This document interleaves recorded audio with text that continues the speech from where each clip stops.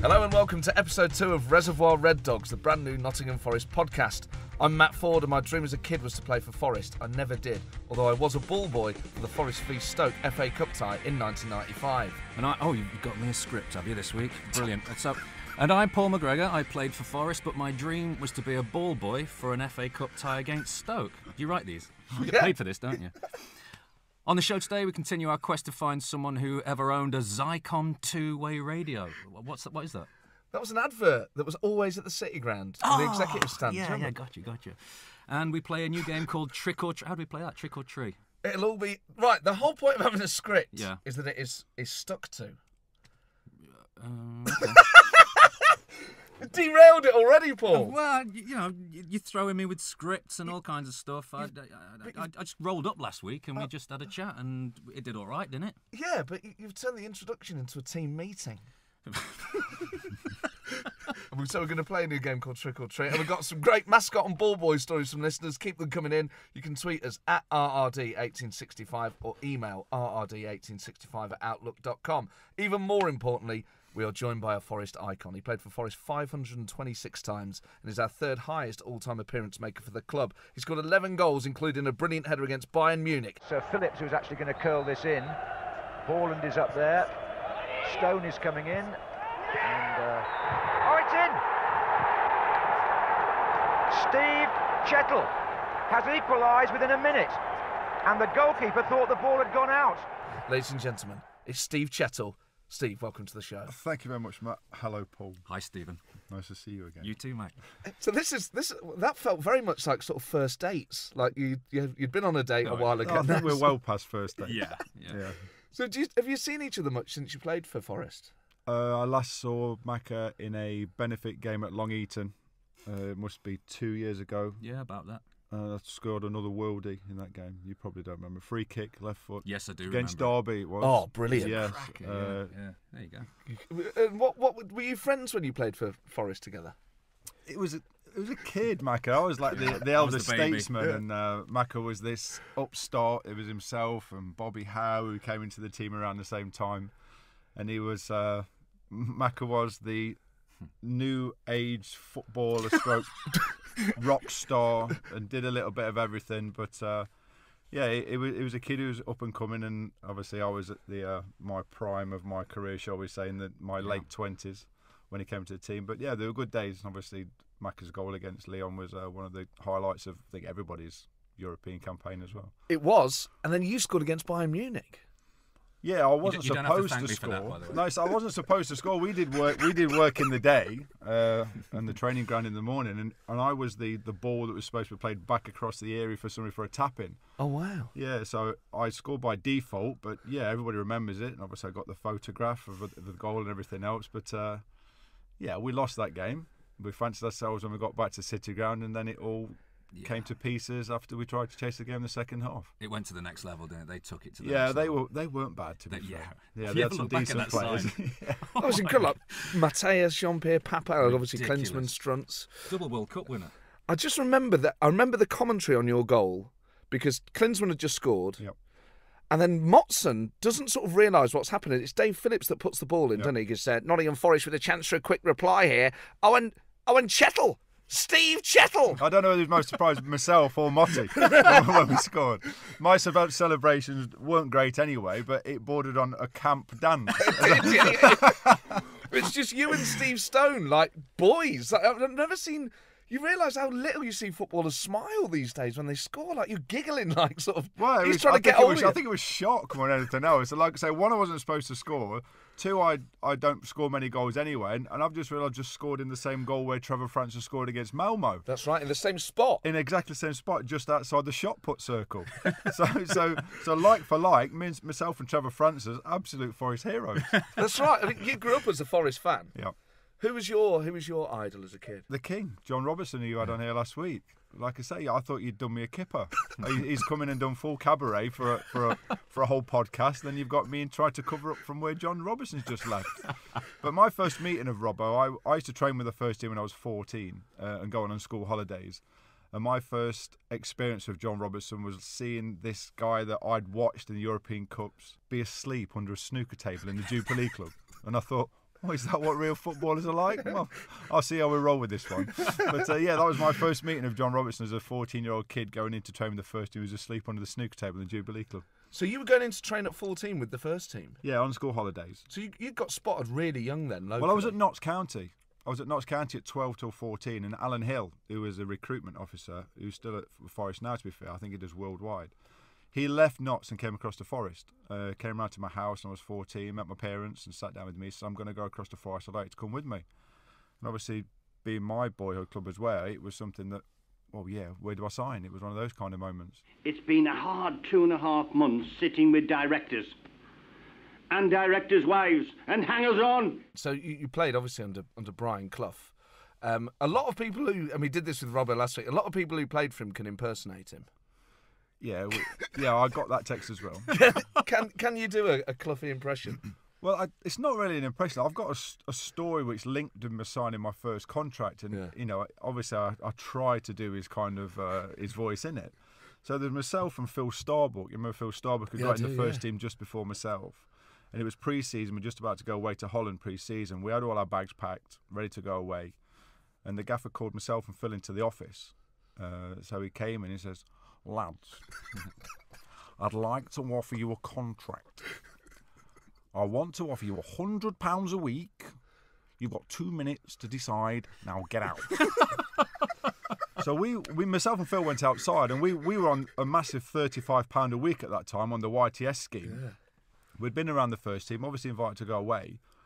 We went outside, and I said to Phil, £100, it's not a lot of money, mate, is it this? He went, no, shall we go back in and tell him it's not enough? I went back in first and the gaffer came and he says, "Well, what have you decided, son?"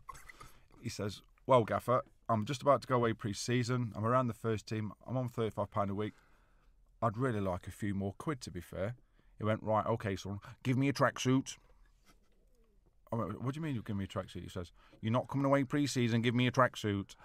So I'm stood there in my tracksuit in the office. I had to take my tracky bottoms off and my tracksuit top. I've got my pants on, my socks and my T-shirt stood in front of the gaffer. He says, "Right, Starby, what do you want to do?" I went, "I'll sign, gaffer." So we went away pre-season. I didn't go. So I went to see the gaffer when he got back after pre-season and he gave me an improved deal. So I don't know if it was a test.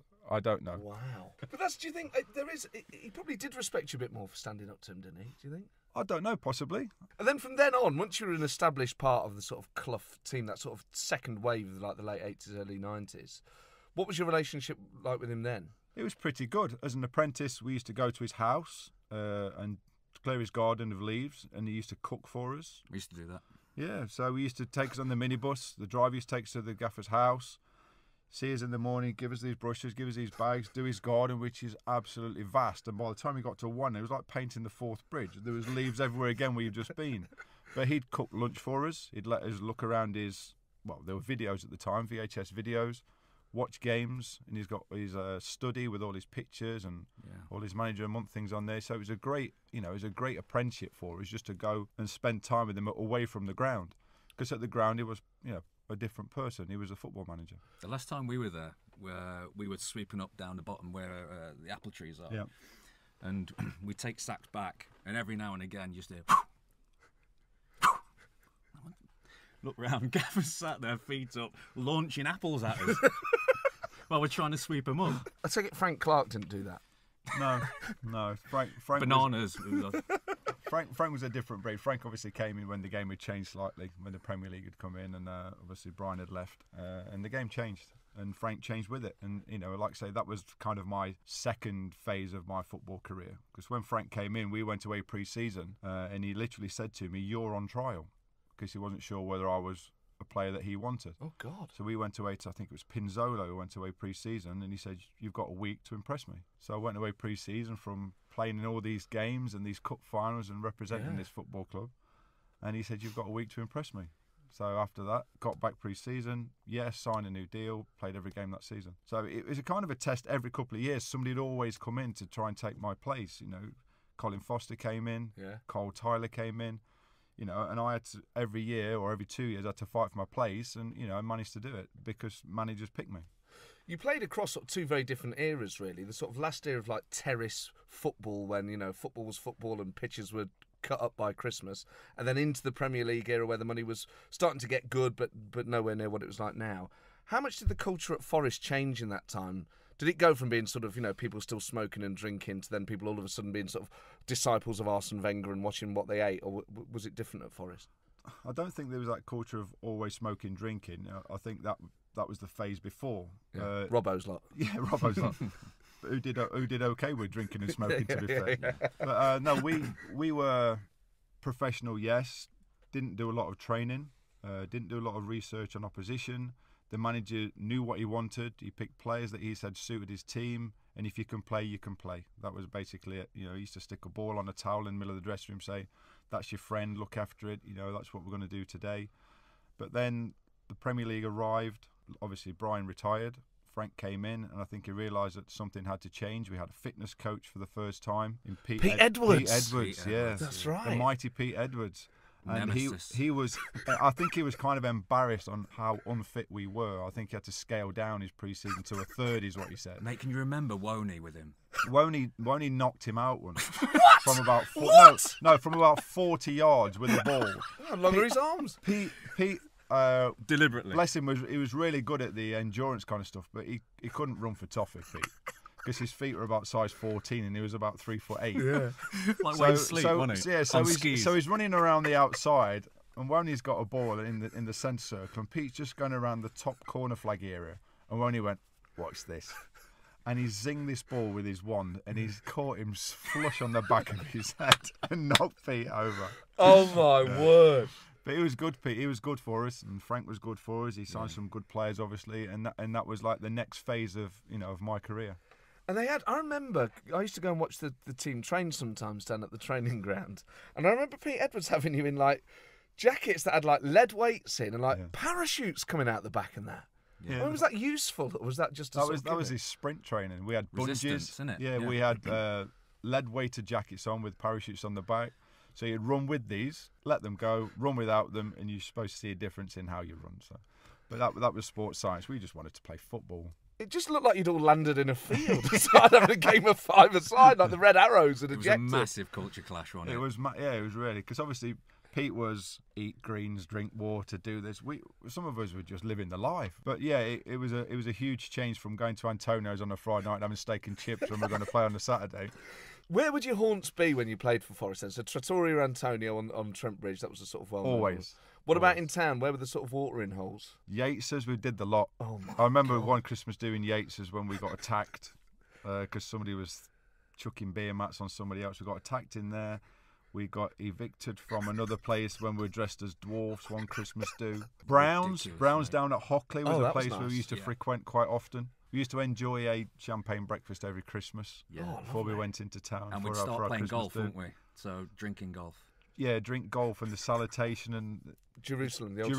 We've done all those. When you were out, like the whole squad, people would obviously recognise you. Yeah, it was the norm though. People, there wasn't social media and there wasn't camera phones back in the day like everybody takes photographs of you and you're not allowed out. Yeah. We were, out with the public and, we used to enjoy it. They used to enjoy it and we just used to go hand in hand with the public every Christmas do. It was a good night out. Oh, so good. It's a real shame that doesn't happen these days. I don't think it's allowed to happen, No. because they are now icons, these players. We were, like I said before, living the dream, local lads, doing the best thing you can, which is playing football in the morning, representing your club on a Saturday afternoon or a Tuesday night. It doesn't get any better than that. You used to go out, together as a group. And it was told to as well. And it was frowned upon if you didn't go. Yeah. Brilliant. Yeah.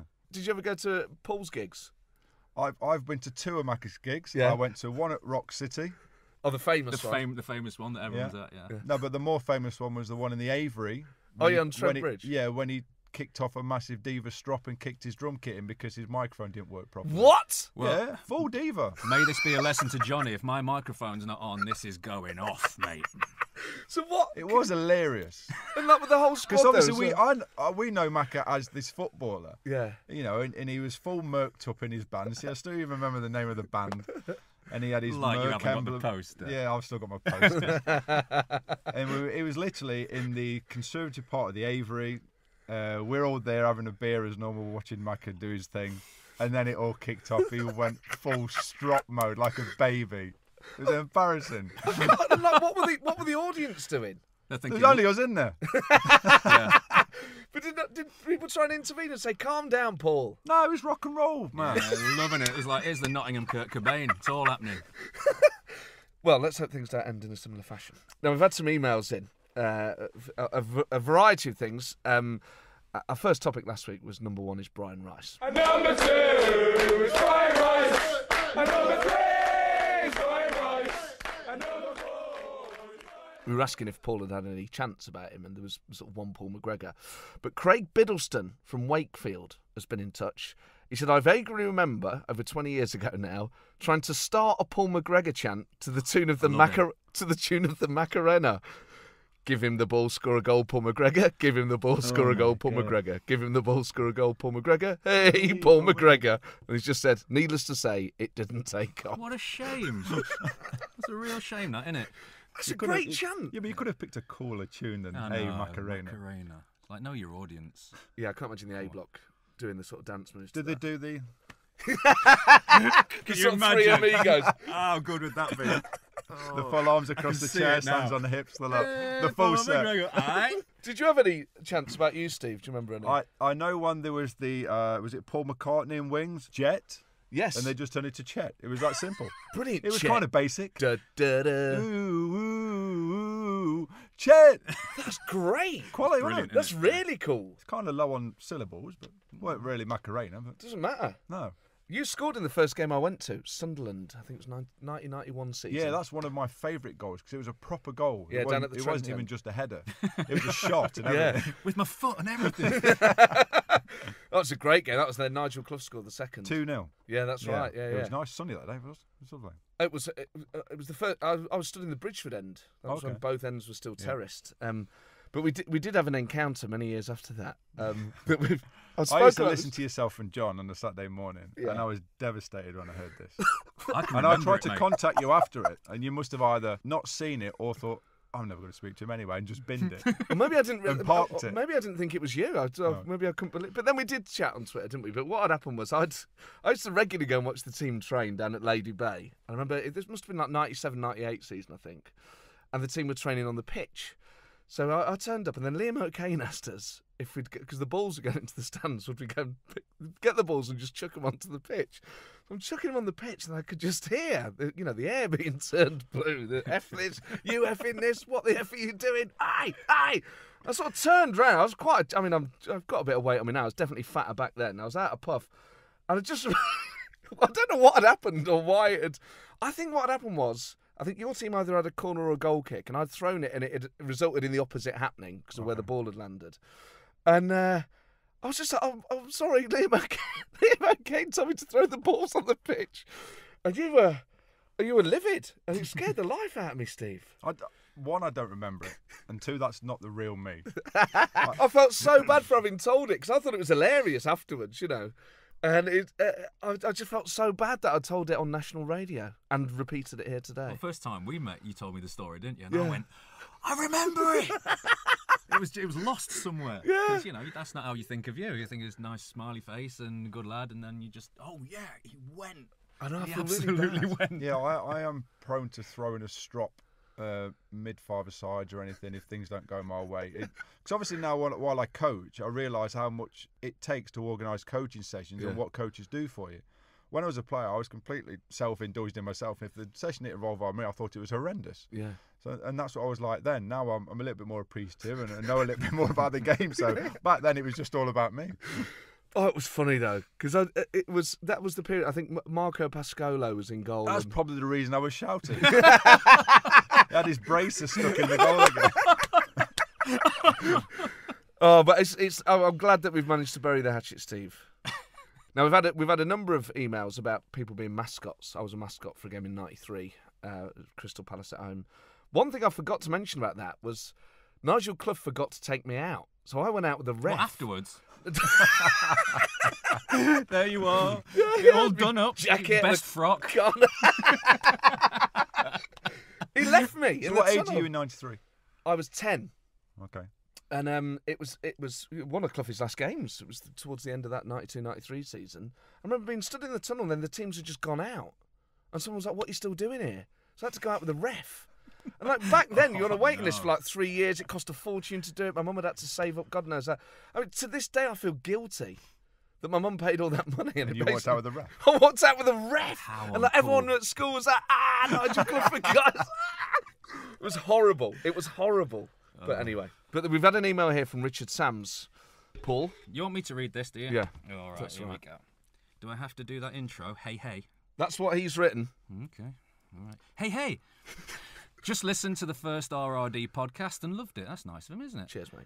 I too was a mascot and have what I think is a good story. Well, we'll be the judge of that. I will attach a couple of snaps as well from that day. We can tweet that, They're good can't we? pictures, I even yeah. have a YouTube of it, so that'll be good. Me older brother, Andrew, and I were mascots on October the 7th, 1990 versus Everton. Super excited, as you can imagine. It was a great team. Nigel, Pierce, Keno, and the rest. I was 9, my bro 11.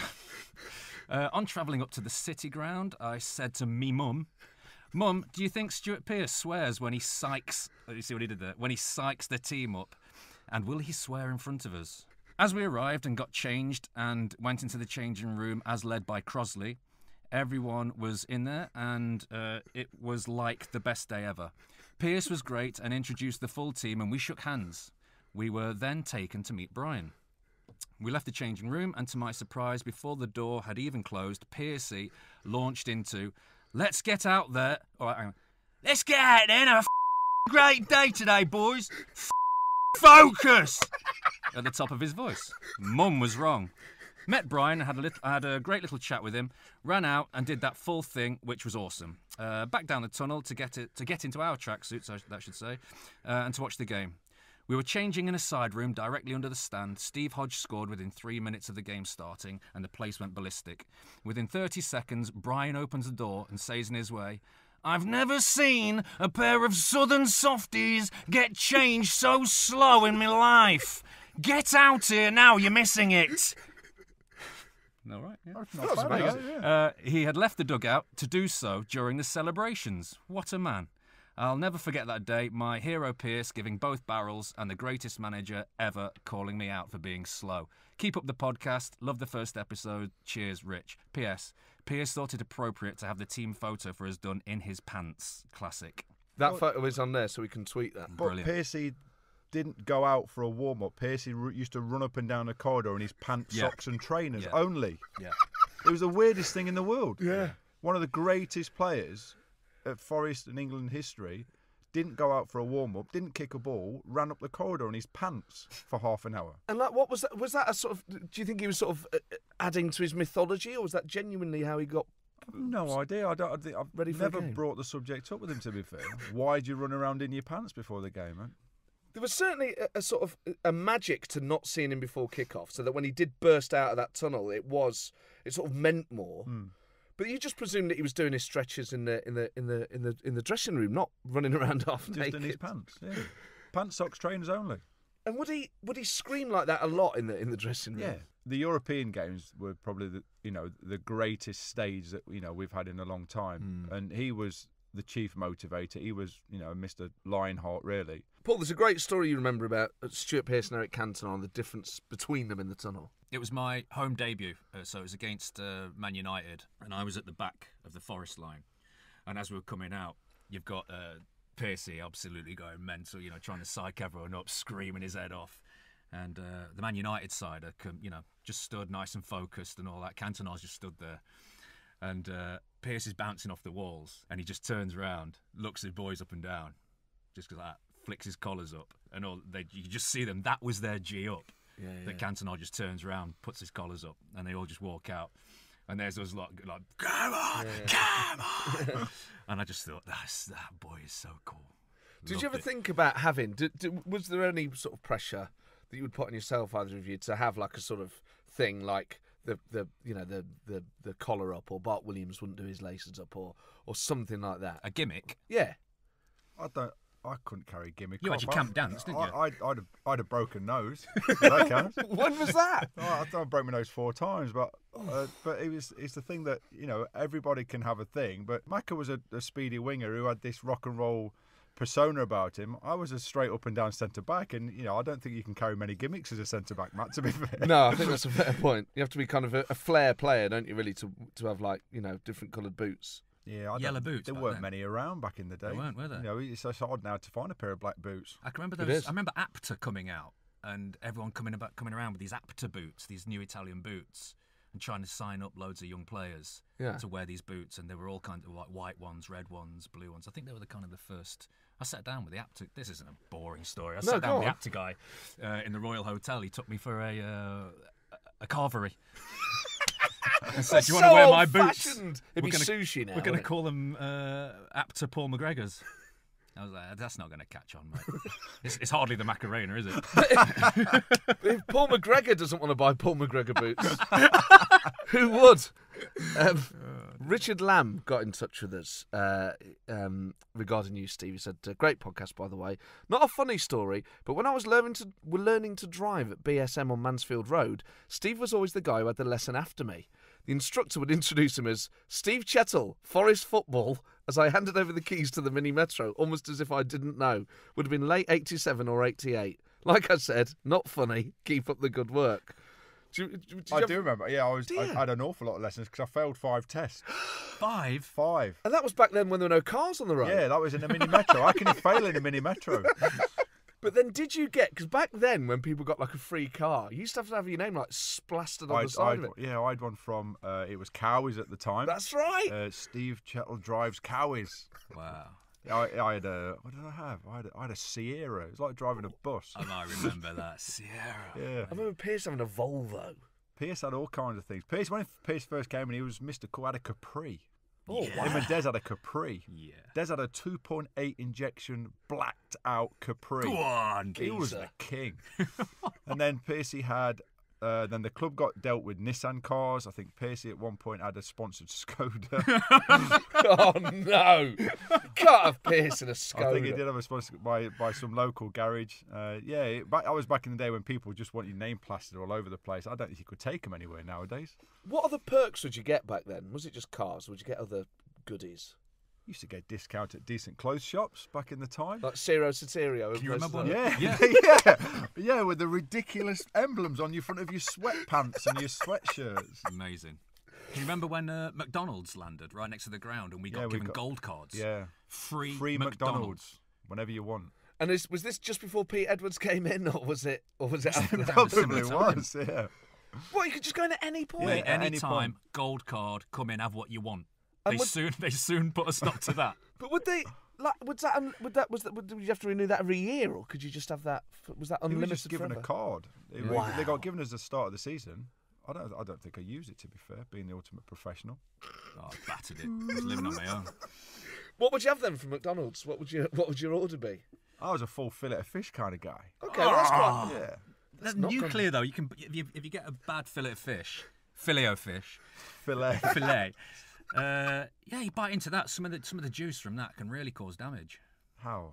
It's like Zyklon B, isn't it? And when you bite into it, it just scalds your face. Who would use it most, do you think? Was there anyone who was known for really maxing out the McDonald's? I think the single lads were big on straight after training because there wasn't any sit down together as a group and eat together after training back in the day. Right. It was fend for yourself. It was like wacky races trying to get out of the car park and everybody was on their way home.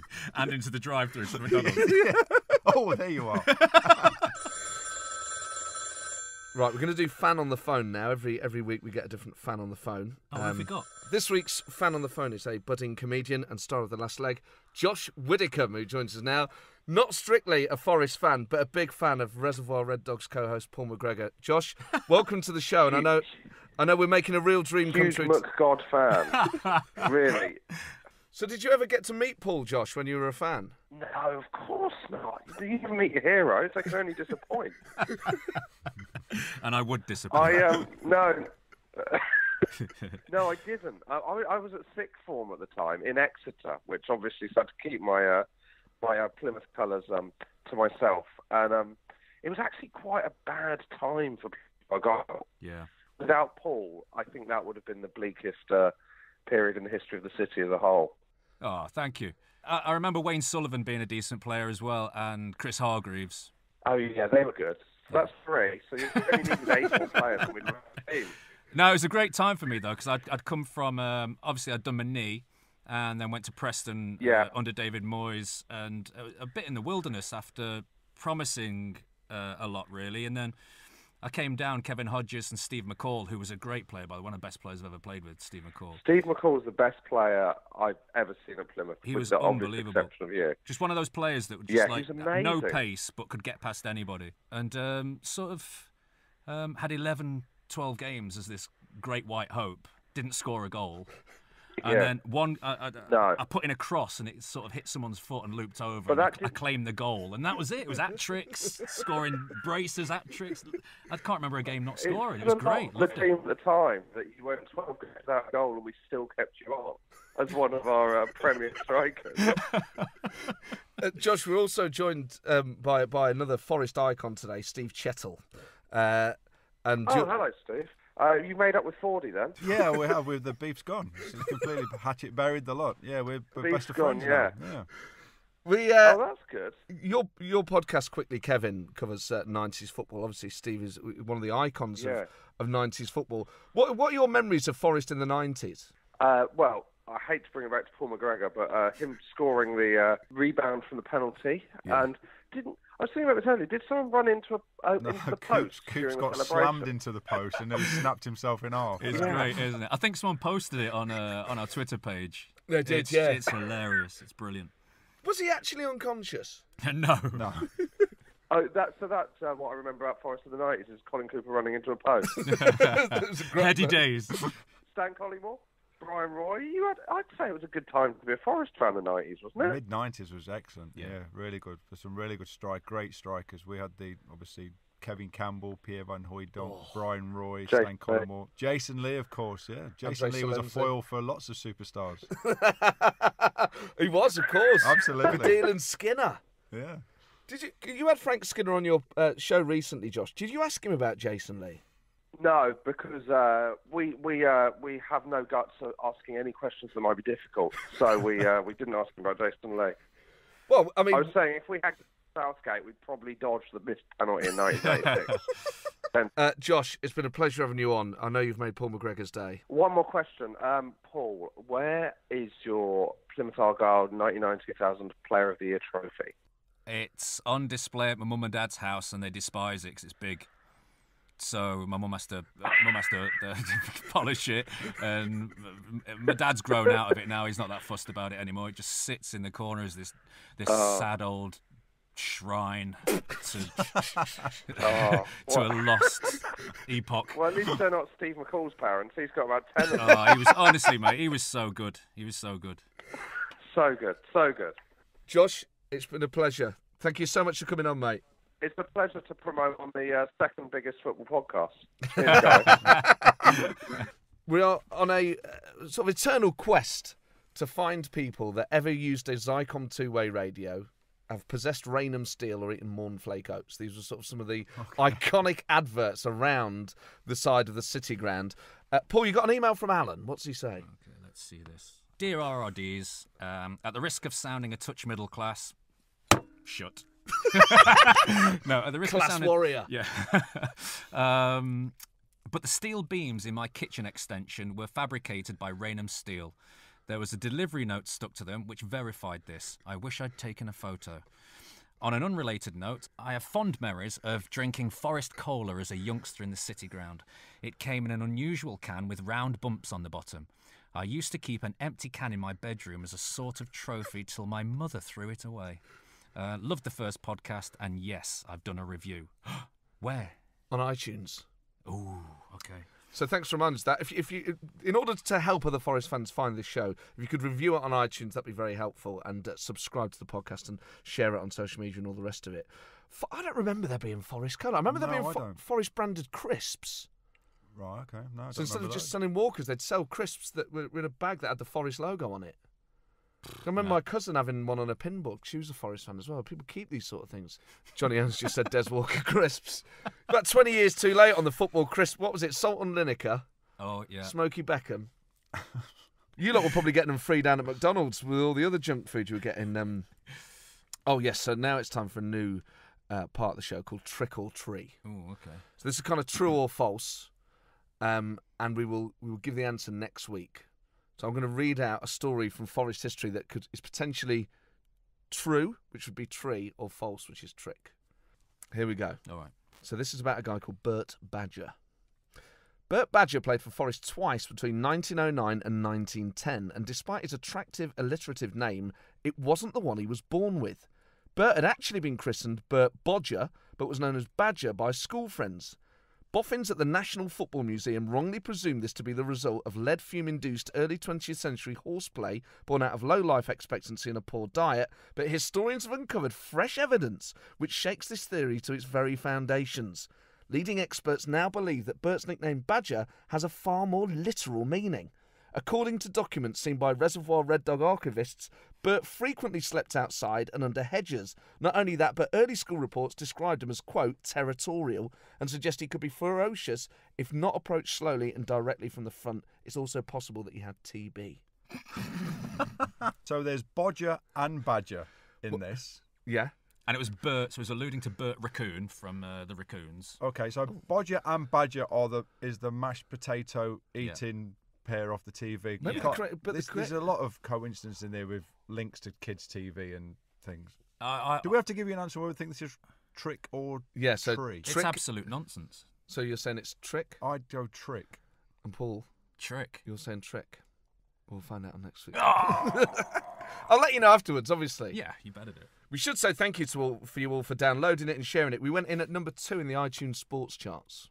Yeah, it's crazy. And stayed there for it was Forest's highest league position for quite some time. So we're very proud. So do keep sharing it. I actually think this isn't just for Forest fans. This is just for people who enjoy life, which surely gives us a target audience of about 8 billion people. That gives you an insight into everyday dealings with football back in 80s, 90s, or right up to modern day. Really. It gives you a bit of everything. Exactly. What you're saying, Steve, is basically it's the perfect podcast. Absolutely. When you say modern day, you played not modern day now, but the noughties under David Platt. Well, it was pre-noughties. I left November '99. Oh, so right on the cusp. Yeah, of the right on the end. I left and got rescued by Dave Bassett and went to Barnsley. The year that they got to the playoff final in 2000. So yeah, it was literally the end of the '90s when I left Forest. He's obviously a sort of maligned figure in Forest history. Was he that bad? Did he sort of create the sort of chaos that we're still recovering from? It didn't help me. Yeah. Obviously, I was told I was surplus to requirements. I wasn't making 20-man squads. I was training with the youth team. I was rescuing dogs out of the Trent. What? Yeah, I rescued a dog out of the Trent. I was training with the youth team one day. There was 15, 16 of us. Steve, I think Jimmy Gilligan was taking the session at the time. And there's an old lady whose dog's fallen into the Trent. So session wasn't that bad, to be fair, Jimmy. But so I left the training ground and dived into the Trent and rescued this lady's dog. And I got a big reprimand in the Evening Post by being careless and reckless because of the currents in the Trent. Wow, he must have looked like David Attenborough. Lady Baywatch. Please. Good. Diving in there. Yeah, You're heroes, Steve. So it didn't help me, but he was one hell of a player in training, and he was a really good coach. But you know, he just didn't suit me. But so I can't really comment on what he's done for Forest. I don't think there's too many people who were quite complimentary towards him. But no, it was only a short part of my career. But had he not managed Forest, that dog would have died. How true! If Steve Irwin Chettle hadn't walked past at the right time. Yeah. What sort of dog was it? It was a big Labrador. It weighed a bloody ton. It was hanging onto a. It was in the train. It was hanging onto a branch, and it just wouldn't let go. So I'm trying to pull this, swim in the train. Yeah. Listen, it wasn't right in the middle. It was obviously about 10 feet in from the edge, and this dog's literally hanging on for its dear life on a branch. And so I've had to try and pull this dog away, and also try and look after myself and get it back. I put it back onto the side, gave it to this old lady, and just jogged back up the embankment and back into the dressing room and get a shower. And was she like, "Oh, Steve Chettle, my hero"? No, I was just some daft sod who jumped in the river. Wasn't I? She was like, I've been trying to get rid of that dog for years. You also played in that sort of great period before the Premier League when Forest went to Wembley 6 times in 4 years and won 4 trophies, 2 Littlewoods Cups, Simod and a ZDS, an FA Cup final and a League Cup final as well. Of those 6, what's your sort of fondest memory? Winning the League Cup, because I like the winning aspect of it all. Obviously, I was substitute for the Luton game. I played in the Oldham game. I played in the FA Cup final, which was a great day for everybody and something that you'll cherish forever, playing in the FA Cup final. Yeah. But winning probably against Luton was the best one, really. It's a great game of football, that, and the goals are great. Oldham, sorry, not Luton. I was Gemmo scoring the goal. Right, the 1-0. I remember a lot of that Luton game. I must have watched it back so many times because I remember sort of specific bits of. I remember whoever is commentating on it said, Ashley Grimes hasn't scored at all this season, but that was so close. There's a bit where Sutton sort of takes it off the crossbar and it hits the line, and then he manages to sort of keep it out. The Simod Cup final in 1989, which was the Fairs Cup, which was invented because English teams weren't allowed to play in Europe, wasn't it? It was sort of to fill the fixtures in. Effectively became the ZDS. At the time, I just thought this was a major trophy, and obviously it was a great thing to win. They are. But was in it to win it. But was it seen as people talk about the League Cup not being respected now. People talk even about the FA Cup not being respected. Was Simod and the ZDS sort of seen it was a chance to go to Wembley. It was a chance to get a new suit. It was a Ciro Soterio. No, I think we'd gone up in there. I think we were Paul Smith by that stage. Yeah. Paul. Really? Yeah. Well, I had 3 Paul Smith suits. I think I probably still got one. Probably still get into it, to be fair. Well, I don't know about that. But so it was a chance to go to Wembley, and it was a chance to play in free. There were full houses as well. It weren't just 30,000, 40,000 there. There was 80, 90,000. Chetts, I heard a story. I don't know how true this is because I think it was from Wills when we were going to Fothergill's. Terry Wilson? Yeah, Terry Wilson. I'm sure he told me that Cloughie locked you all in a hotel room and said you can't come out until everything was drunk in that room. And there was a few of the lads, I think it was Hodgie that didn't drink. Possibly. That were a bit upset by this. But then everyone stayed in and got stuck in. It doesn't look like this is going to be a trick, isn't it? As opposed to what was it? Tree. Oh yeah. How could I forget? But Will said that you all agreed to play with your left foot for the first half and then right foot for the second half. What? Is this just Terry Wilson doing a Terry Wilson? Possibly. I don't remember the story. I don't remember being locked in a cupboard or anything. Not a cupboard.